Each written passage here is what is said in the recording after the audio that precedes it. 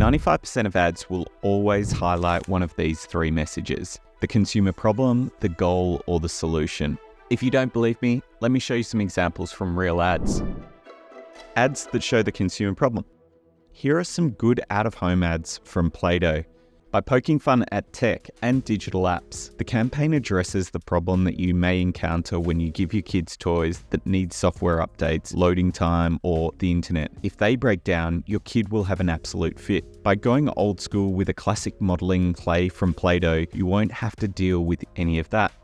Another great example here is for Febreze. The problem here is people don't often enjoy places with bad smells. The copy in these ads are straight pointing to the facts about this consumer problem. Bad odor makes it 84% harder to remember our memories. 60% of the people who are exposed to bad odor had bad moods. And people stay up to 80% shorter on average in places with bad odor. The smelly cheese, onion, and boiled egg shown as pie graphs or the odor charts add to the genius of this campaign.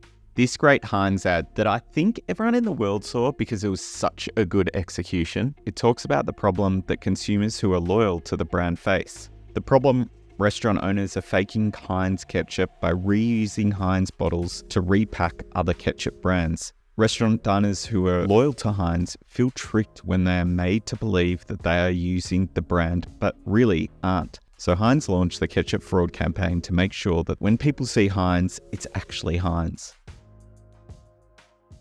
Now, onto some ads that show the consumer goal. Brands focus on this messaging when they want us to see our desired selves, setting an aspiration. So think about ad campaigns for perfume, fashion, and other high-end products. Brands often communicate to the desired person their target audience wants to be.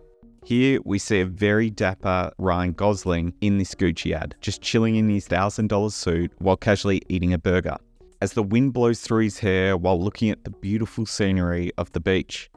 Another one from Land Rover, again talking about the aspirations of the goal. You want to be the person who has all the passport stamps from all over the world, and Land Rover can help you get there. Then these ads from MasterCard, which are all about the things you want to do. Your desired self wants to be at the football game. You want to be with your girlfriends at the beach. You want to be trying new delicious foods. MasterCard tells you that these priceless experiences are at arm's reach. Solution. And now for the last type of messaging, the solution-orientated ad. This focuses and highlights reframes, so we're talking about insights here. And we have a full chapter about insights that you can check out as a member of the Strategy Finishing School. If that is something that you'd like to be a part of, I'll put a link in the description below where you can learn more and sign up. For the first example, we've got ads from Monopoly. The brand is aware that we all have this common thought. If someone brings out Monopoly for game night, chances are it's going to cause some fights among the players.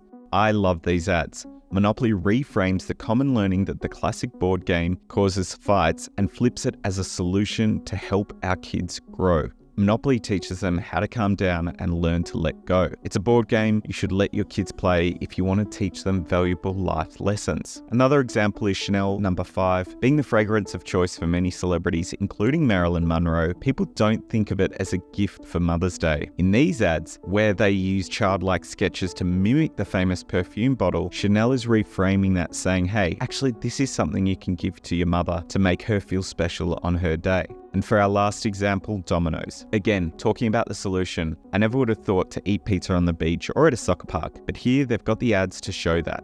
They're reframing the way we think about the right places we can enjoy a slice of pizza. That's why we have these three pieces in the Get Who To Buy brief. It covers everything we need for a great creative output. The get statement tells us the target consumer, which should be our main focus. Then the three messages that follow. The who states the consumer problem, the to, the consumer goal, and the buy, the solution or statement.